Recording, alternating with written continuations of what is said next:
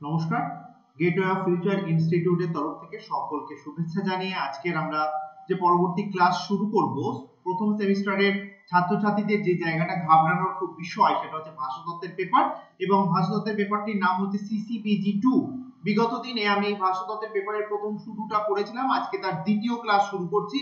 দ্বিতীয় ক্লাসের শুরুতেই আমি প্রথম ক্লাসের কিছু রেশ এখানে টানার চেষ্টা করব, যেখানে আমি প্রথমেই বলেছিলাম যে কিভাবে একটি প্রাচীন ভারতীয় আর্য ভাষার সৃষ্টি হচ্ছে। প্রাচীন আর্য ভারতীয় আর্য ভাষা সময়ের সঙ্গে সঙ্গে কখনো পরিবর্তিত হচ্ছে, সেখান থেকে আসছে মধ্য ভারতীয় আর্য ভাষা এবং তারপর আমরা নব্য ভারতীয় আর্য ভাষার কথা বলেছিলাম। এই অংশে কিন্তু আমরা আগে আলোচনা করেছিলাম যে প্রাচীন বাংলা ভাষা কিভাবে উদ্ভব হচ্ছে, অর্থাৎ ইন্দো ইউরোপীয় ভাষা বংশের একটি গোষ্ঠী থেকে সৃষ্টি করে আমাদের এই বাংলা ভাষা কিভাবে আসছে, এর যে রেশ বা এর যে টেবিলের যে ছকটা কিন্তু আমরা আগের দিনে আলোচনা করেছিলাম। তাহলে আগের দিনে আলোচনার পরে আমরা এই জায়গাটাতে পৌঁছাচ্ছি যে সংস্কৃত ভাষা থেকে কিন্তু বাংলা ভাষার জন্ম হচ্ছে না। বাংলার জন্ম কিন্তু হচ্ছে মাগধী প্রাকৃত থেকে। মাগধী প্রাকৃত এর পরবর্তী ভাগ হচ্ছে মাগধী অপভ্রংশ, সেখান থেকে কিন্তু বাংলা ভাষার সৃষ্টি হচ্ছে। বাংলা ভাষার এই সৃষ্টি হবার পরে এরপরে আমরা চলে আসবো ঠিক আমাদের এবার বাংলা ভাষার কিছু সময়ের সঙ্গে সঙ্গে কিভাবে পরিবর্তিত হচ্ছে, অর্থাৎ বাংলা ভাষার সৃষ্টিটা আমরা জেনেছিলাম বিগত দিনের ক্লাসে। আজকে আমরা জানবো এই যে সৃষ্টির আদি লগ্নের যে বাংলা ভাষা ব্যবহার এবং আজকের যে বাংলা ভাষা আমরা ব্যবহার করছি, এই দুটো কি এক? না, কখনোই এক নয়। কারণ সময়ের সঙ্গে সঙ্গে সমস্ত কিছুই পরিবর্তিত হয়। আজ থেকে 10 বছর আগে আমরা যেভাবে জীবনযাপন করেছিলাম, আজ আমরা ঠিক সেইভাবে জীবনযাপন করি না, বা আগামী আরো 10 বছর কি 20 বছর পরে আমরা কিন্তু এই একইভাবে জীবন ধারণ করি না। আমাদের লাইফস্টাইলে যেমন পরিবর্তন ঘটে, আমাদের ভাষার ক্ষেত্রেও বেশ কিছু শব্দগত অর্থগত পরিবর্তন কিন্তু তৈরি হয়। অর্থাৎ ভাষাও কিন্তু একটি নদীর মতন, সেও কিন্তু বয়ে চলে এবং অনেক কিছু পরিবর্তন ঘটায়।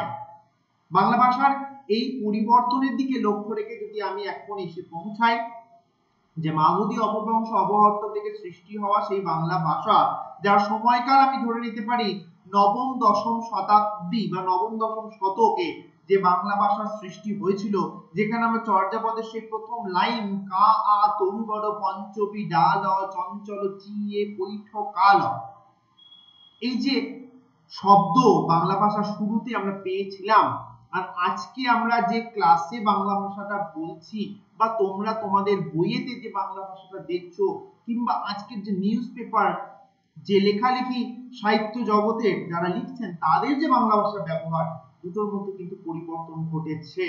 অর্থাৎ সেই চর্যাপদের ভাষাতে কিন্তু আজকের ভাষা থেমে নেই। সময়ের সঙ্গে সঙ্গে বাংলা ভাষাও কিন্তু আমাদের প্রায় 1000 বছর পেরিয়ে গেল। 900 বছরে যদি বাংলা ভাষার সৃষ্টি হয়ে থাকে, তাহলে 900 থেকে কিন্তু 1000 বছর পেরিয়েও গেছে, অনেকটা সময় পেরিয়ে গেছে। আজ কিন্তু বাংলা ভাষা কিন্তু আর আগের যে রূপ ছিল সেই রূপের মধ্যে দাঁড়িয়ে নেই। বাংলা ভাষা সময়ের সঙ্গে সঙ্গে 3টি পর্যায়ে বিভক্ত হচ্ছে: প্রাচীন বাংলা, মধ্য বাংলা এবং আধুনিক বাংলা। একটাকে আমরা বলছি প্রাচীন বাংলা, যার সময়কাল হচ্ছে 900 থেকে 1350। আরেকটি হচ্ছে মধ্য বাংলা, যার সময়কাল হচ্ছে 1350 থেকে 1760। আরেকটা সময়কাল হচ্ছে 1760 থেকে আধুনিক যুগ পর্যন্ত। এটা অনেক রকম মতান্তর আছে। কেউ বলেন 900 থেকে 1350 পর্যন্ত, কেউ বলেন 1350 থেকে 1800 পর্যন্ত, আবার কেউ বলেন 1350 থেকে 1760 পর্যন্ত। আধুনিক যুগ শুরু কেউ মনে করেন 1760 থেকে, কেউ মনে করেন 1800 থেকে, কেউ মনে করেন 1801 থেকে। সেটা নিয়ে মতান্তর থাকতেই পারে। যদি কোনো প্রশ্ন দেয় সেক্ষেত্রে শর্ট কোশ্চেনের ক্ষেত্রে দুটো উল্লেখ করে দেওয়াটাই বুদ্ধিমানের কাজ হবে বলে আমার মনে হয়। চলে আসবো আমরা প্রাচীন বাংলা। প্রাচীন বাংলা এটা কি না, যে বাংলার উদাহরণ আমি প্রথমেই দিলাম, কা আ তরুবড় পঞ্চপি ডাল, চর্যাপদের প্রথম লাইন থেকে যে কথাটা আমি তুললাম, চরণটি তুলে আমি আলোচনাটা শুরু করলাম, এইটার সময়কাল হচ্ছে যে সময়, সেটা হচ্ছে 900 খ্রিস্টাব্দ থেকে 1350 খ্রিস্টাব্দের মধ্যে, যেটাকে আমরা বলছি আজকের আমাদের টপিক, যেটা প্রাচীন বাংলা ভাষা। এই প্রাচীন বাংলা ভাষার সময়কাল হচ্ছে 900 থেকে 1350 খ্রিস্টাব্দ পর্যন্ত। এই সময় পর্বে বাংলা ভাষার যে সাহিত্যিক নিদর্শন আমরা পাই, আমরা সাহিত্যিক নিদর্শনটা কেন বারবার আলোচনা করবো, এই কারণেই আলোচনা করব কারণ এই সময় কোনো অডিও ক্লিপ আমাদের কাছে নেই, ফলে এই সময়ের মানুষ কেমন কথ্য ভাষা ব্যবহার করতো বাংলায় সেটা কিন্তু আমরা আজও জানি না। আমরা অনুমানের উপর বেশ করে কিন্তু ভাষাতাত্ত্বিক নিদর্শনের পয়েন্ট করি, কিন্তু আমরা যেটা পাই সেটা হচ্ছে সাহিত্যিক নিদর্শন। অর্থাৎ এই সময় পর্বে দাঁড়িয়ে আজকে 2024 সালে দাঁড়িয়ে 900 খ্রিস্টাব্দের কোনো ভাষার যদি আমরা আলোচনা করি বা কাটাছেড়া যদি করি, তাহলে কিন্তু আমাদের কথ্য ভাষার কোনো উপাদান আমরা পাচ্ছি না। সাহিত্যিক নিদর্শনের উপর বেশ করে কিন্তু ভাষার আলোচনা করতে হয়। এই সাহিত্যিক আলোচনার প্রথমেই যেটা আমরা পাবো সেটা হচ্ছে নিদর্শন, এবং এই সময়ের যদি নিদর্শন আমরা দেখি, এই পর্বের বাংলা ভাষার নিদর্শন যে পাওয়া যায় সেটা বৌদ্ধ সহজিয়া সাধকদের লেখা চর্যাপদের মধ্যে পাচ্ছি। আমরা অমর কোষের সর্বানন্দ রচিত 400টার বেশি প্রতিশব্দ পাচ্ছি।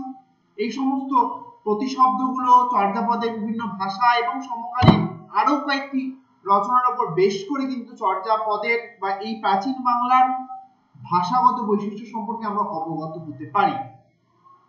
মধ্য বাংলা সময়কাল আমি বললাম 1350 থেকে 1760 খ্রিস্টাব্দ পর্যন্ত, অর্থাৎ টাইম পিরিয়ড যদি দেখি তাহলে দেখতে পাবো যে অনেকটা সময়কাল জুড়ে কিন্তু মধ্য বাংলা কিন্তু রয়েছে। তাই মধ্য বাংলাকে আলোচনা সুবিধার্থে ভাষাতাত্ত্বিকেরা দুটি পর্যায়ে ভাগ করছেন। মধ্য বাংলাকে দুটি পর্যায়ে ভাগ করেছেন, একটিকে বলছেন আদি মধ্য, আরেকটিকে বলছেন অন্ত মধ্য। অর্থাৎ মধ্যের প্রথম দিকটাকে বলছেন আদি মধ্য, যেটা সময়কাল হচ্ছে 1500 খ্রিস্টাব্দ পর্যন্ত, অর্থাৎ 1350 থেকে 1500 পর্যন্ত। আরেকটা বলছেন 1500 খ্রিস্টাব্দ থেকে 1760 খ্রিস্টাব্দ পর্যন্ত সময়কালকে, তাকে বলছেন অন্ত মধ্য, বা মধ্যের ঠিক পরবর্তী অংশটাকে বলছেন অন্ত মধ্য। আদি মধ্য এবং অন্ত মধ্য। আদি মধ্যের একমাত্র নিদর্শন গরুচণ্ডী দাসের লেখা শ্রীকৃষ্ণ কীর্তন। আদি যুগের একমাত্র নিদর্শন হচ্ছে শ্রীকৃষ্ণ কীর্তন। আরেকটি রচনা হচ্ছে অন্তমধ্যযুগের যে রচনা, অন্তমধ্যযুগের রচনার মধ্যে আমরা পাবো অনুবাদ সাহিত্য। সেখানে কীর্তিরাম কাশীরাম দাস থেকে শুরু করে প্রত্যেকের কথা বলতে পারবো। কীর্তিবাস, কাশীরাম দাস, মালাধর বসু, বৈষ্ণব পদাবলীতে আমরা জ্ঞানদাস থেকে গোবিন্দ দাস থেকে বিদ্যাপতি সকলের কথাই বলতে পারবো। আমরা মঙ্গল কাব্যের কথা বলতে পারবো, ধর্মমঙ্গল, চণ্ডীমঙ্গল, এগুলো প্রত্যেকটাই কিন্তু একদম ভরতচন্দ্র নূতন মঙ্গল বা যেটাকে আমরা অন্নদা মঙ্গল বলে পরিচিত, সেই অন্নদা মঙ্গলের পর্যন্ত সময়কালকে কিন্তু আমরা মধ্য বাংলার অন্তর্ভুক্ত করতে পারবো। আধুনিক যুগের সময়কাল 1760 থেকে বর্তমানে আজকে যে দিনটা আমরা বসে আছি ক্লাস করছি, এই দিন পর্যন্ত সময়কালকে আমরা আধুনিক যুগের সময়কাল বলতে পারি। আধুনিক যুগের সময়কালে যদি আমরা হিসাব দেখি বা এই সময়কালে যদি সাহিত্যিক নিদর্শন দেখি, তাহলে রবীন্দ্র সাহিত্য, বঙ্কিমচন্দ্রের লেখা যে কোনো রচনার নাম আমরা বলতে পারি। এই জায়গাটা এখানেই আলোচনা করলাম এই কারণ প্রশ্ন একটি শর্ট কোশ্চেন তোমাদের এই অংশ থেকে থাকবে, হয় প্রাচীন যুগ, নয় মধ্যযুগ, নয় আধুনিক যুগের সময়কাল এবং সাহিত্যিক নিদর্শন দিয়ে কিন্তু একটি প্রশ্ন থাকবেই। তিনটি যুগে বাংলা ভাষা টাইম পিরিয়ডকে ভাগ করা হচ্ছে, প্রাচীন, মধ্য, আধুনিক। মধ্যকে দুটি পর্যায়ে ভাগ করা হচ্ছে, আদি মধ্য, অন্ত মধ্য। ব্যাস, এরপর চলে আসবো আমরা প্রাচীন যুগের যে নিদর্শন, সেটা হচ্ছে চর্যাপদ। মূল নিদর্শন, প্রাচীন যুগের একমাত্র প্রথম নিদর্শন হচ্ছে চর্যাপদ। আর কিছু আলোচনা না করলেও চলবে, চর্যাপদ অবশ্যই তোমাদের লিখতে হবে। আদি মধ্যযুগের নিদর্শন হচ্ছে শ্রীকৃষ্ণ কীর্তন। মনে রাখতে হবে, আদি মধ্যযুগের নিদর্শন হচ্ছে শ্রীকৃষ্ণ কীর্তন। মধ্যযুগের অন্তমধ্যযুগের নিদর্শন যে কোনো বৈষ্ণব কবিদের নাম তোমরা লিখতে পারো, যে কোনো মঙ্গল কাব্যের নাম লিখতে পারো, যে কোনো অনুবাদ সাহিত্যের নাম লিখতে পারো, যে কোনো চৈতন্য জীবনী গ্রন্থের নাম তোমরা লিখতে পারো। আর অন্তমধ্যযুগে রবীন্দ্রনাথ থেকে শুরু করে, বঙ্কিমচন্দ্র থেকে শুরু করে শরৎচন্দ্র, আধুনিক যুগের একদম লেখকের নাম বলতে পারো, যেটা কালকে লেখা হয়েছে, পরশু পাবলিশড হয়েছে, এই বইগুলোর নামও তোমরা কিন্তু উল্লেখ করতে পারো। এই অংশটা আমি আলোচনা এই কারণেই করলাম কারণ এখান থেকে কিন্তু একটি প্রশ্ন তোমাদের শর্ট কোশ্চেন থাকবে। তোমরা জানো যে তোমাদের 2, 5 এবং 10 নম্বরের শর্ট কোশ্চেন কিন্তু থাকে। 2, 5, 10 এর শর্ট কোশ্চেনে তোমাদের এই অংশ থেকে শর্ট কোশ্চেন কিন্তু একটি থাকবে। আমি যে আলোচনাটা একটু করলাম 10 মিনিটের যে আলোচনাটা আমরা শুরুতেই করে ফেললাম আজকে, এখানে কিন্তু একটি শর্ট কোশ্চেন তোমাদের থাকবে।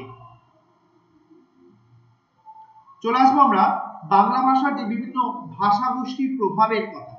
বাংলা ভাষা এমন একটি ভাষা, সময়ের সঙ্গে সঙ্গে এই ভাষাতে বিভিন্ন ভাষার একটা সংমিশ্রণ ঘটেছে। কারণটা হচ্ছে এখানে বাংলাদেশে, আমাদের এই অখণ্ড বাংলাদেশের কথা যদি আমি বলি, তাহলে দেখতে পাবো এখানে বিভিন্ন জনজাতির মানুষের যেমন বসবাস করেন, তেমনি বাইরে থেকে বহু মানুষ কিন্তু এখানে এসছেন। এখানে তুর্কিরা এসছে, তুর্কি আক্রমণ ঘটেছে। এখানে মুঘল যাদের বলছি তারা এসছেন, অর্থাৎ ইসলামরা এসছেন, কারণ ইসলামী কালচার, ইসলামী ভাবধারা তারা প্রতিষ্ঠা করেছেন। এখানে প্রথমেই আর্যরা এসেছিলেন, এরপর আমাদের কাছে এখানে ইংরেজ এসছে, অর্থাৎ একটা জাতি যেতে না যেতেই একটা জাতি আসছে। পর্তুগিজ এসেছিলেন, ফরাসিরা এসেছিলেন, ওলন্দাজ, ডেনমার্করা এসেছিলেন। ফলে আমাদের শব্দ ভান্ডারে, আমাদের যে ভোকাবুলারিতে আমরা যে ওয়ার্ডস ব্যবহার করি, যে শব্দগুলো ব্যবহার করি, এই শব্দগুলো কখনো দেখা যায় এটি একটি পর্তুগিজ শব্দ, কখনো দেখা যায় এটি একটি সংস্কৃত শব্দ, কখনো আবার আমাদের ব্যবহার করা শব্দটি ইংরেজি, ফরাসি, তুর্কি বা চীনা শব্দ হতে পারে। আমরা সকালবেলা উঠে যখন চা খাই, এই চাটাও কিন্তু চীনা শব্দ। আমরা যখন চায়ে চিনি দিই, সেটাও কিন্তু চীনা শব্দ। আমরা যখন বিকেলে চাউমিন খাই, সেটাও কিন্তু একটা চীনা শব্দ। অর্থাৎ আমাদের মানে দৈনন্দিন যে জীবনে, প্রাত্যহিক যে জীবনে আমরা যে শব্দগুলো ব্যবহার করি, শব্দের অধিকাংশটাই কিন্তু যদি আমি আলাদা করে দেখি, তাহলে দেখব সেটা বিদেশি শব্দ।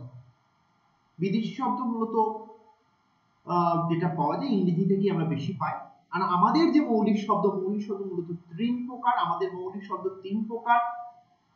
তৎসম, যেটা একদম সরাসরি সংস্কৃত থেকে এসেছে, যেমন কৃষ্ণ, অন্ন, গৃহ, মানুষ, এই সমস্ত শব্দ যেগুলো একদম সরাসরি সংস্কৃত থেকে এসেছে, সেটাকে আমরা বলি তৎসম শব্দ। যে শব্দগুলো সংস্কৃত থেকে এসে কিছুটা পরিবর্তিত হয়ে বাংলায় প্রবেশ করেছে, সেটাকে বলছি আমরা অর্ধ তৎসম শব্দ। যেমন কৃষ্ণ পরিবর্তিত হয়ে প্রবেশ করছে যখন, তখন আমরা বলছি কেষ্ট। রাত্রি যখন পরিবর্তিত হয়ে বাংলায় প্রবেশ করছে, তখন আমরা বলছি রাত্রির। অর্থাৎ পরিবর্তিত হয়ে যখন আসছে, তখন আমরা বলছি অর্ধ তৎসম।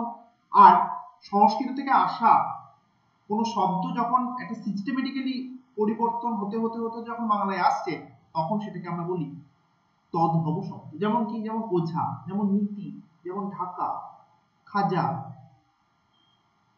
এই সমস্ত শব্দগুলোকে কিন্তু আমরা তদ্ভব শব্দ বলতে পারি। আর আগন্তুক শব্দ, আগন্তুক বা কৃতঋণ, মানে অন্য জায়গা থেকে আসছে, এই আগন্তুক মূলত 2 প্রকার। একটা দেশি আগন্তুক আর একটা বিদেশি আগন্তুক। দেশি আগন্তুক মানে হচ্ছে আমাদের এই যে ভারতবর্ষ দেশ, এই দেশের মধ্যে যে প্রাদেশিক ভাষা থেকে অনেক শব্দ আসছে, কোনো তামিল শব্দ প্রবেশ করছে, কোনো হিন্দি শব্দ যখন প্রবেশ করছে, যখন আমরা বন্ধ বলি, বন্ধ, তখন এটি হিন্দি শব্দ প্রবেশ করলো। অর্থাৎ যখন তামিল, তেলেগু, মালায়ালাম, হিন্দি, আমাদের গুজরাটি, এই সমস্ত শব্দগুলো যখন প্রবেশ করছে বাংলা শব্দভাণ্ডারে, তখন সেটাকে আমরা বলছি দেশি আগন্তুক। আর আমাদের এই ভারতবর্ষের বাইরে থেকে যখন অন্য কোনো জায়গা থেকে কোনো ভাষা যখন আমাদের এখানে, শব্দ যখন আমাদের এখানে প্রবেশ করছে, তখন আমরা সেটাকে বলছি বিদেশি শব্দ। তখন আমরা এটাকে বলছি বিদেশি শব্দ।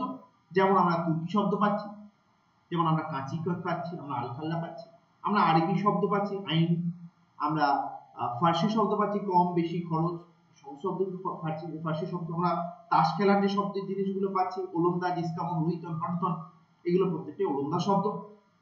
আমরা ইংরেজি শব্দ হিসেবে চেয়ার, টেবিল, বোর্ড, প্রত্যেকটাই কিন্তু আজকে ইংরেজি শব্দের ব্যবহার। যে শব্দগুলো একটা অরিজিনালি ইংরেজি হতে পারে, অরিজিনালি আরবি হতে পারে, অরিজিনালি ফার্সি হতে পারে, কিন্তু সময়ের সঙ্গে সঙ্গে সেগুলো আজকে আমাদের বাংলা শব্দ ভান্ডারের সঙ্গে ওতপ্রোতভাবে যুক্ত হয়ে আজকে এগুলো যেন কোথাও বাংলা শব্দ হয়ে গেছে। প্রাচীন যুগের যে বাংলা আজকে আমরা আলোচনা করব, এই প্রাচীন যুগের বাংলার প্রথম আলোচনা করতে গিয়ে আমাদের জানতে হবে যে বাংলা ভাষার সময়কাল, প্রাচীন বাংলার সময়কাল কত না। তোমরা ইতিমধ্যেই জানো যে আনুমানিক 900 থেকে 1350 খ্রিস্টাব্দ পর্যন্তকে এই প্রাচীন বাংলার সময়কাল বলা হয়। হ্যাঁ, আনুমানিক শব্দটা কিন্তু তোমরা প্রত্যেকটা ক্ষেত্রেই লিখবে, কারণ আনুমানিক শব্দটা না লিখলে এটার প্রশ্নের সম্পূর্ণতা আসে না। অর্থাৎ কেউ যদি আনুমানিক না লিখে শুধু 900 থেকে 1350 লিখো, সেই যে নাম্বার পাবে, আর যদি কেউ আনুমানিক 900 থেকে 1350 লিখো, সে কিন্তু তার থেকে বেশি নম্বর পাবে। এই গ্যারান্টিটা কিন্তু আমি দিতে পারি, কারণ আমরা যারা খাতা দেখি তারা কিন্তু বারবার দেখি এই জায়গাটা কিন্তু একটা গলদ থেকে যাচ্ছে। অর্থাৎ তুমিও জানো না, আমিও জানি না 900 সময়ে হয়েছে, না 901 হয়েছে, না 902 হয়েছে, না 899 হয়েছে। আনুমানিক আমরা একটা গড়পড়তা হিসাবে 900 সময়কালকে ধরে নিচ্ছি। এরপরে 1350 এর মধ্যে এই যে টাইম পিরিয়ড, এই যে দীর্ঘ টাইম পিরিয়ডের মধ্যে আমরা দেখতে পাচ্ছি 1200 থেকে 1350 এই সময় পর্ব পর্যন্ত কোনো বাংলা রচনার নিদর্শন আমরা পাচ্ছি না। আমরা একমাত্র এই সময়ের যে নিদর্শন সেটা পাচ্ছি একমাত্র চর্যাপদ, যেটা লেখা হচ্ছে নবম দশম শতাব্দীতে বা নবম দশম শতকে লেখা হচ্ছে, বা 900 থেকে 1000 এর মধ্যে লেখা হচ্ছে। কিন্তু 1200 থেকে 1350 এই সময় পর্বে কোনো সাহিত্যিক নিদর্শন পাচ্ছি না, যেটাকে আমরা খুব অনুর্বর টাইম পিরিয়ড বলছি, যেটাকে আমরা বলতে পারি যে একদম বন্ধ্যা সময়কাল বলছি। কোনো সাহিত্যিক নিদর্শন পাওয়া যাচ্ছে না, এটাকে আমরা বাঙালিরা খুব সহজভাবে অন্ধকার যুগ বলে থাকি। কারণ এই সময়কালে যেটা সমাজে ঘটেছিল সেটা হচ্ছে তুর্কি আক্রমণ করেছিল, অর্থাৎ তুর্কি একটি বহিঃশত্রু, তারা এই সময় কিন্তু আক্রমণ করেছিল। আক্রমণ করে তারা আমাদের যে ধর্মগ্রন্থ থেকে শুরু করে আমাদের যে সাহিত্যিক নিদর্শন, আমাদের যে মন্দির মসজিদ প্রত্যেকটাই তারা ধ্বংস করেছিল, মন্দির ধ্বংস করেছিল বিশেষত, এবং ধর্মীয় যে সমস্ত উপাসনা বৌদ্ধ অনেক মন্দির ছিল সেগুলোকে ধ্বংস করেছিল, মঠ ধ্বংস করেছিল, মানুষের উপর অত্যাচার করেছিল। ফলে পরিবেশটা এমন একটা ছিল না যে খুব সহজে সাধারণভাবে সাহিত্য চর্চা হওয়ার, অর্থাৎ সাহিত্য রচনার যে পরিবেশ সেই পরিবেশ কিন্তু সেই সময় ছিল না। ফলে এই সময় কোনো সাহিত্যিক নিদর্শন আমরা পাওয়া যাচ্ছে না। মানুষ কিন্তু খুব একটা বিধ্বস্ত সময়ের মধ্যে দিয়ে যাচ্ছিল। যেমন আমরা কিছুদিন আগেই কোভিডের সময়কাল আমরা দেখেছিলাম, কোভিডের সময়কালে অনেকেই লেখালেখি করেছিলেন, ঘরে বসেছিলেন, কিন্তু আমাদের যে টোটাল যে গ্রোথ যদি আমরা দেখতে পারি সাহিত্যিক নিরিখে, শিক্ষার নিরিখে দেখতে পারি, তাহলে কিন্তু সেই সময় কিন্তু ঘটেনি। কারণ আমাদের কাছে জীবন একটা সংশয় তৈরি হয়েছে, আমাদের বেঁচে থাকাটা একটা বড় চ্যালেঞ্জ হয়ে দাঁড়িয়েছিল সেই সময়। তো প্রাচীন বাংলার ক্ষেত্রে এই তুর্কি আক্রমণে মানুষের জীবন বিধ্বস্ত হয়ে পড়েছিল, তারা সাহিত্য রচনায় অংশগ্রহণ করতে পারেনি। ফলে সেই সময় কোনো সাহিত্যিক নিদর্শন পাওয়া যায়নি, বা হয়তো রচিত হয়েছিল কিন্তু তুর্কিরা সেটাকে নষ্ট করে ফেলেছিল, এরকম ঘটনাও কিন্তু ঘটতে পারে।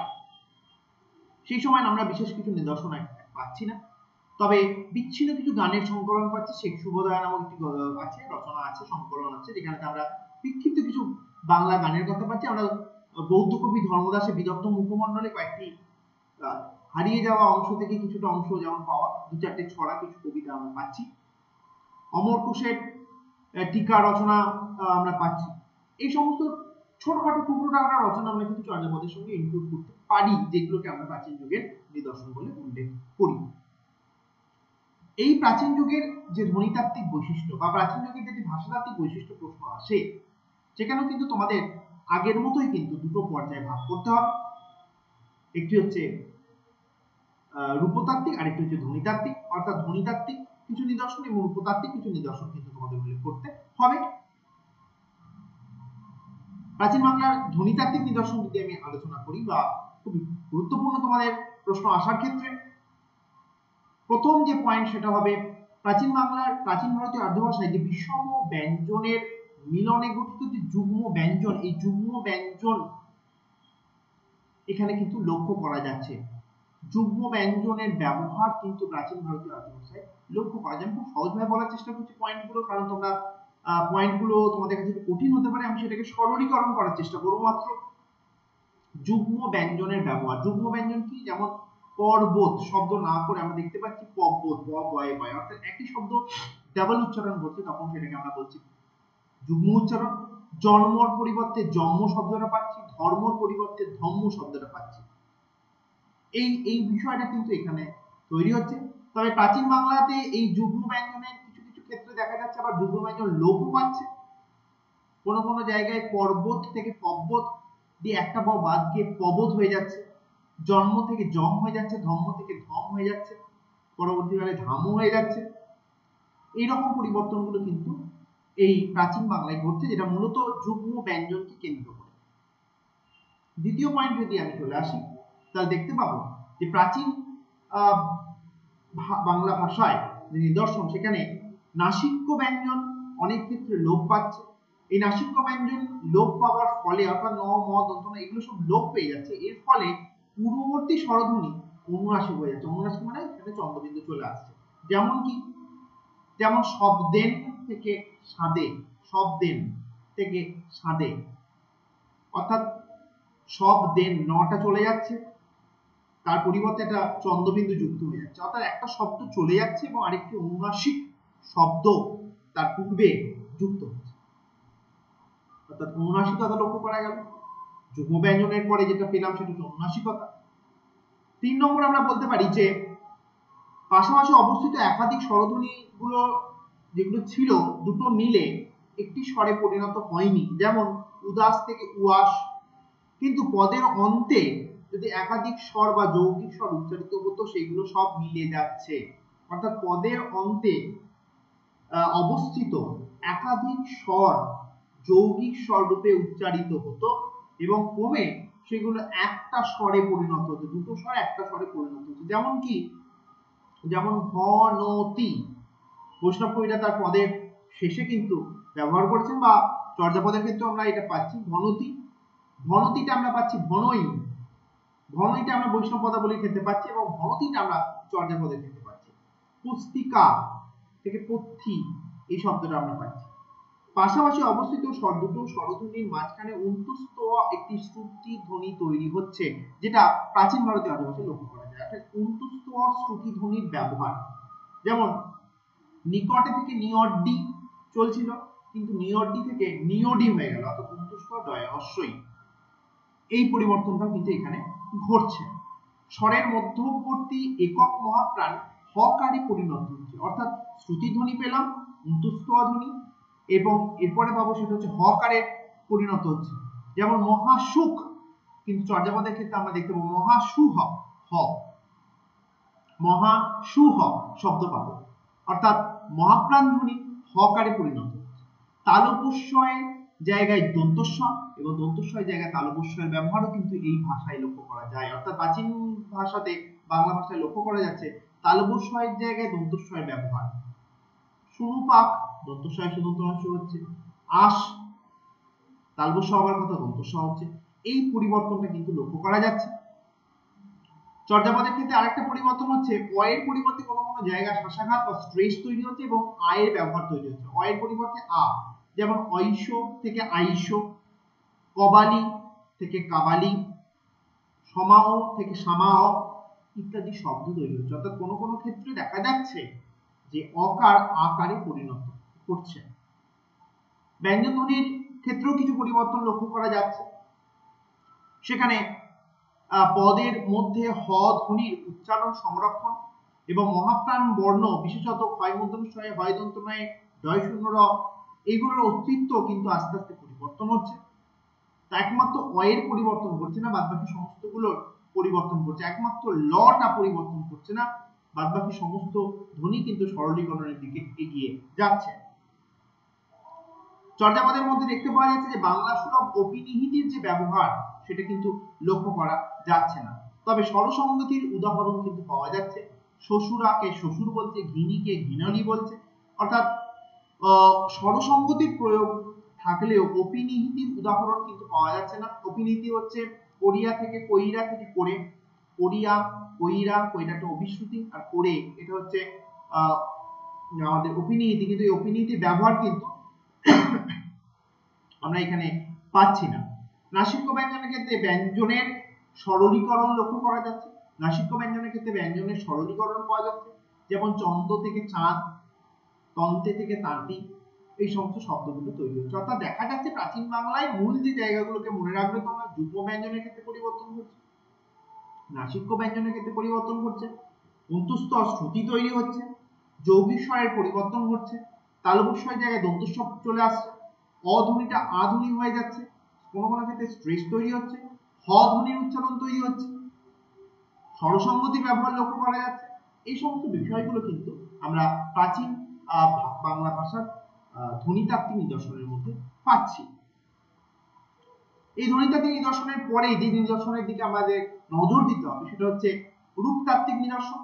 রূপতাত্ত্বিক নিদর্শন আলোচনা করতে গিয়ে প্রথমেই যে জায়গাটা আসবে সেটা হচ্ছে কারক বিভক্তি, খুব গুরুত্বপূর্ণ জায়গা।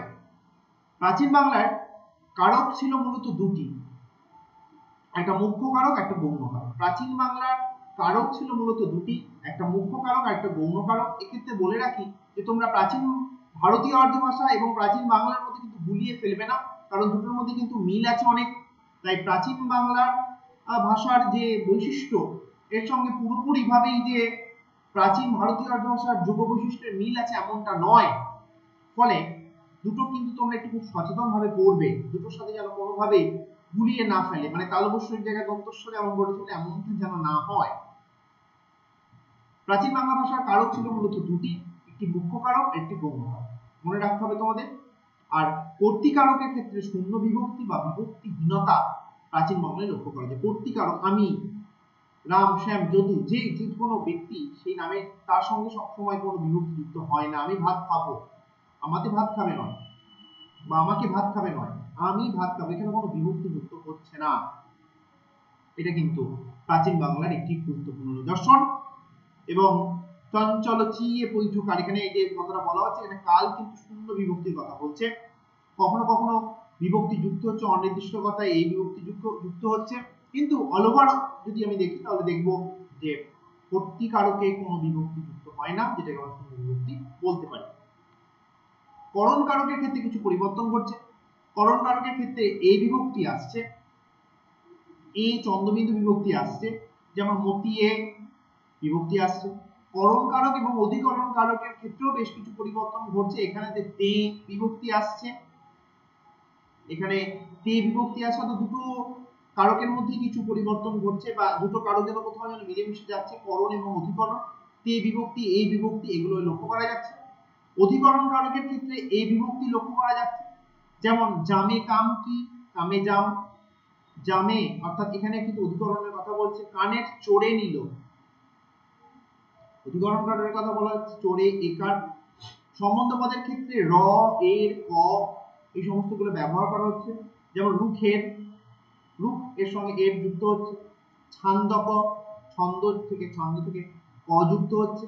অর্থাৎ সম্বন্ধ কারকের ক্ষেত্রে অর্থাৎ রিলেশনশিপের ক্ষেত্রে কিন্তু র, এর, ক, এর এই সমস্তগুলো যুক্ত হচ্ছে। বিভক্তি ছাড়াও যে জায়গাটাতে আমরা আসবো সেটা হচ্ছে সর্বনাম।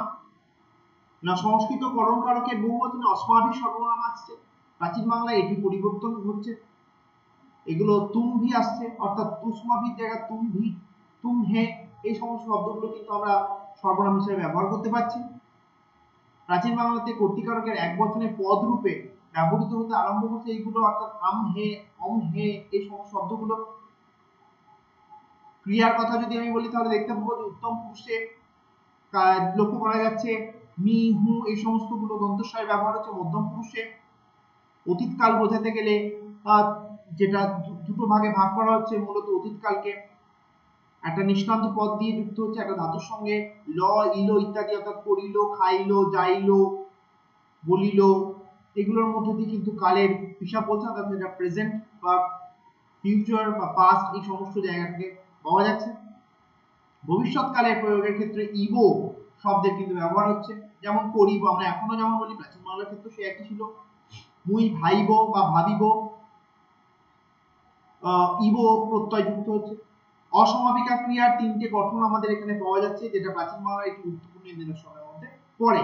ধাতুর সঙ্গে নিষ্ঠা প্রত্যয় যুগে নিষ্ঠান্ত পদ তৈরি হচ্ছে এবং তার সঙ্গে আবার এই বিভক্তি যুক্ত হচ্ছে। বাচ্যের দিকে যদি আমি দেখি, বাচ্যের দিকে আমাদের দেখতে পাওয়া যাবে যে প্রাচীন বাংলায় দুটো বাচ্য, যেটা আমরা বলছি ভাব বাচ্য, তার প্রয়োগ ছিল, এর প্রয়োগই বেশি ছিল, এবং আরেকটি ছিল কর্মবাচ্য। ভাব বাচ্যকে ইংরেজিতে বলা হচ্ছে প্যাসিভ ভয়েস, যেটা আমরা বলি অ্যাক্টিভ ভয়েস, প্যাসিভ ভয়েস আমরা ভয়েস চেঞ্জের ক্ষেত্রে পড়েছিলাম। তো প্রাচীন বাংলায় ভাব বাচ্যের প্রয়োগ লক্ষ্য করা যায়, এবং ভাব বাচ্য ছাড়াও কর্মবাচ্যের প্রয়োগ কিন্তু লক্ষ্য করা যায়, বা কর্মবাচ্য কিন্তু চোখে পড়ে। প্রাচীন বাংলার যে রূপতাত্ত্বিক বৈশিষ্ট্য সেগুলো হচ্ছে এটাই, মূলত কারকের উপর বেশ করে হবে, সর্বনামের উপর বেশ করে হবে, ক্রিয়ার উপর বেশ করে হবে, এবং বাচ্যের উপর বেশ করে কিন্তু এই পয়েন্টগুলো করা হবে। এক একটা থেকে একটা কি দুটো করে পয়েন্ট দিতে পারলেই কিন্তু যথেষ্ট। একটা কারক, একটা বিভক্তি, দুটো হলো একটা সর্বনাম, একটা ক্রিয়া, আর একটা হচ্ছে বাচ্য। এই কয়েকটা পার্ট থেকে কিন্তু একটা করে দিলেই তোমাদের 5টি পয়েন্ট কিন্তু এই অংশ তৈরি হয়ে যাবে।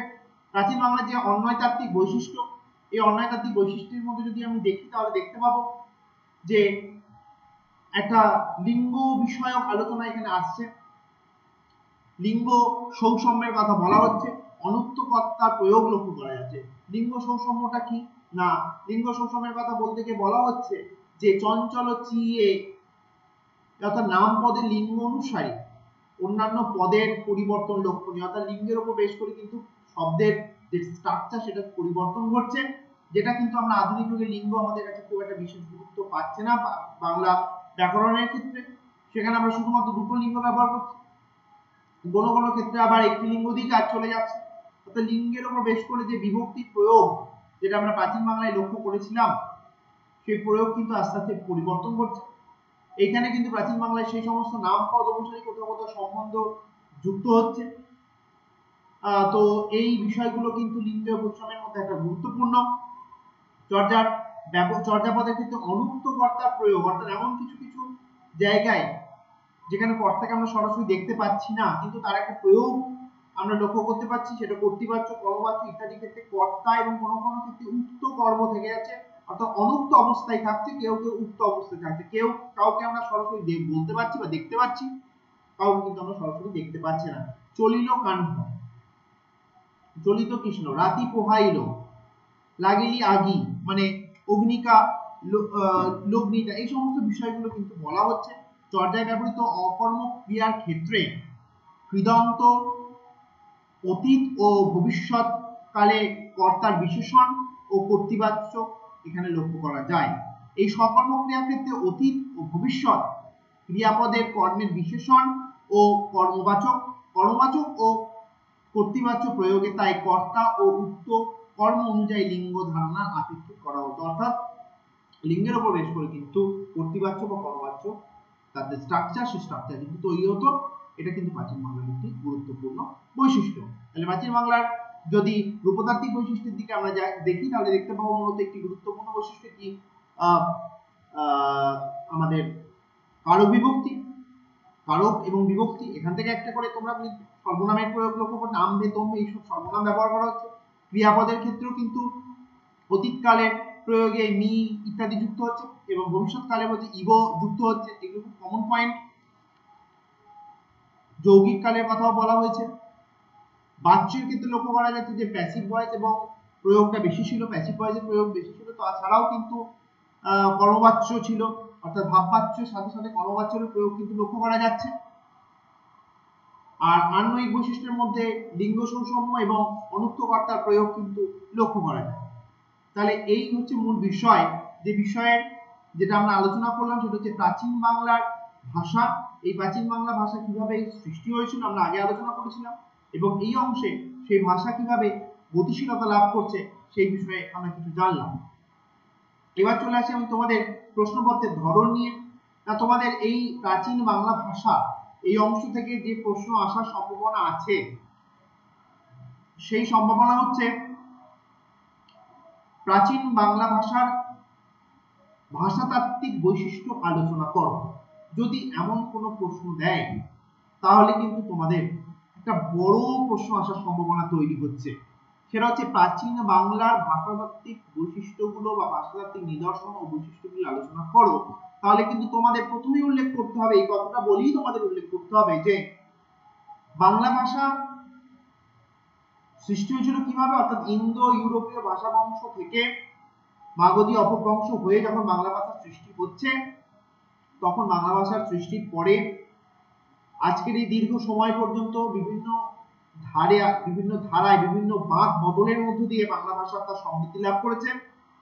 বাংলা ভাষার প্রথম দিকের এই যে পর্যায়, শুরুর দিকের যে বাংলার ভাষার যে পথ চলা, সেই পথ চলার সময়কালকে আমরা প্রাচীন বাংলা বলে থাকি, যার সময়কাল কি না খ্রিস্টপূর্ব 900 থেকে 1350 সময়কাল পর্যন্ত। অর্থাৎ ভূমিকা দেবার পরে সময়কালটা উল্লেখ করবে।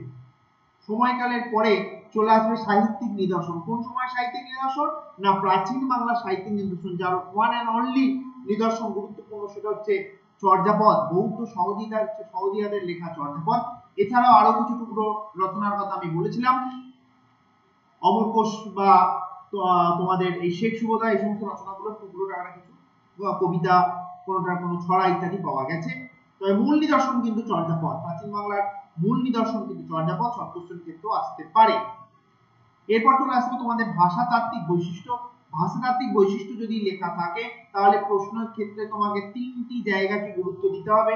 প্রথম হচ্ছে তোমাদের ধ্বনিতাত্ত্বিক বৈশিষ্ট্য অর্থাৎ ভাষাতাত্ত্বিক বৈশিষ্ট্যকে তিনটি পর্যায়ে ভাগ করবে, ধ্বনিতাত্ত্বিক, রূপতাত্ত্বিক এবং অন্বয়তাত্ত্বিক। এই তিনটে মিলে হচ্ছে ভাষাতাত্ত্বিক বৈশিষ্ট্য। আর যদি তোমাকে একদম পার্টিকুলারলি বলে দেয় যে ধ্বনিতাত্ত্বিক ও রূপতাত্ত্বিক বৈশিষ্ট্য আলোচনাগুলি করো, তাহলে ধ্বনিতাত্ত্বিক আর রূপতাত্ত্বিক করলেই হবে, অন্বয়তাত্ত্বিক করার দরকার নেই। কিন্তু যদি ভাষাতাত্ত্বিক বৈশিষ্ট্যগুলি আলোচনা করার প্রশ্ন দেয়, তাহলে কিন্তু তোমাদের তিনটি আলোচনা করতে হবে। এটি বড় প্রশ্নের ক্ষেত্রে মিনিমাম ধ্বনিতাত্ত্বিক 5টি, রূপতাত্ত্বিক 5টি এবং অন্বয়তাত্ত্বিক মিনিমাম 2টো তোমাদের উল্লেখ করতে হবে। টোটাল 12টি পয়েন্ট যদি হয়, তাহলে 10 নম্বরের ক্ষেত্রে 12টি পয়েন্ট যদি ঠিক থাকে এবং প্রত্যেকটা পয়েন্টের সঙ্গে তোমরা নোটসটা যদি তোমরা লক্ষ্য করো, তোমাদের যে গেটওয়ে অফ ফিউচার ইনস্টিটিউট যে নোটস তোমরা ইতিমধ্যে পেয়েছো, সেই নোটসগুলোতে দেখবে একটা করে উদাহরণ দেওয়া আছে। হয়তো কোনো কোনো ক্ষেত্রে দুটো উদাহরণ আছে, কিন্তু মিনিমাম একটা উদাহরণ কিন্তু তোমাদের দিতে হবে। আবারও বলছি, এই পেপারটা ভাষাতত্ত্বের পেপার, এই পেপারে প্রচুর লিখতে হবে, এই বিষয়টা থেকে সরে আসতে হবে তোমাদের। এই পেপারটা প্রত্যেকটা পয়েন্ট ওয়াইজ সঠিক উত্তর দিলেই তোমরা সম্পূর্ণ নম্বর পাবে। যদি 5টি পয়েন্ট উল্লেখ করা থাকে, 5টা পয়েন্ট সঠিক দিলে 5-এ 5 তোমরা পাবে। অর্থাৎ সায়েন্সে বা বিজ্ঞানের মতো বা অঙ্কের মতো কিন্তু তোমরা এই পেপারটাতে নাম্বার পাবে। তাই কোনো দিক থেকে কোনো রকম মাথা না ঘামিয়ে এই পেপারটাতে যদি তোমরা একটু নজর দাও, তোমাদের এই ইয়ারটাতে সবথেকে বেশি নম্বর এই পেপারেই তোমরা গ্রো করতে পারবে। সিসিপিজি 1, 2, 3, 4 এর মধ্যে তোমাদের 2 পেপারটা সবথেকে বেশি নম্বর তুলতে পারবে। আরেকটা পেপার তুলতে হবে, সেটা হচ্ছে পেপার 4। এই দুটো পেপার হচ্ছে ভাষাতত্ত্বের সাথে রিলেটেড পেপার। এই পেপারে তোমরা কয়েকটা পয়েন্ট একটুখানি বুঝে যদি মনে রাখতে পারো, তাহলে তোমাদের শর্ট কোশ্চেনের ক্ষেত্রেও সুবিধা হবে এবং বড় কোশ্চেনের ক্ষেত্রেও তোমরা সুবিধা হবে। এই জায়গা থেকে অল ওভার একটাই বড় কোশ্চেন করবে, তাহলে তোমাদের পুরোটা কভার আপ হয়ে যাবে। যদি প্রশ্ন দেয় ভাষাতাত্ত্বিক নিদর্শন, ভাষাতাত্ত্বিক বৈশিষ্ট্য, প্রাচীন বাংলার ভাষাতাত্ত্বিক বৈশিষ্ট্য আলোচনা করো, যদি এখান থেকে 5 নম্বরের প্রশ্ন আলাদা দেয়, যে শুধু যদি বলে দেয় যে এখানকার রূপতাত্ত্বিক বৈশিষ্ট্য আলোচনা করো, তাহলে শুধু রূপতাত্ত্বিকের পাঠটাতে নিলেই কিন্তু চলবে। তার আগে কিন্তু উল্লেখ করতে হবে সময়কাল এবং নিদর্শন। সময়কাল একটা পয়েন্ট, 2 নম্বর পয়েন্ট নিদর্শন, 3 নম্বর পয়েন্ট হচ্ছে ভাষাতাত্ত্বিক বৈশিষ্ট্য। ভাষাতাত্ত্বিক বৈশিষ্ট্যের আবার সাব পয়েন্ট হিসেবে আসছে ধ্বনিতাত্ত্বিক, তার 5টি পয়েন্ট, রূপতাত্ত্বিক তার 5টি পয়েন্ট, অন্বয়তাত্ত্বিক তার 2টি পয়েন্ট। তাহলে কিন্তু তোমাদের এই পেপারে তোমরা সর্বোচ্চ নম্বর পাবে। গেটওয়ে অফ ফিউচার ইনস্টিটিউটের তরফ থেকে যে ক্লাসের আয়োজন করা হয়েছিল, দ্বিতীয় ক্লাস আমরা এখানে শেষ করব। আশা করি তোমাদের এই ক্লাসটি কাজে লাগবে। তোমরা অ্যাপসের মাধ্যমে ক্লাস যখন করবে, তোমাদের কোনো সুযোগ সুবিধা অসুবিধা থাকলে অবশ্যই তোমরা জানাবে, আমি তার যথাযথ উত্তর দেওয়ার চেষ্টা করব। আজকের ক্লাস আমরা এখানে শেষ করছি। প্রত্যেকে ভালো থেকো, সুস্থ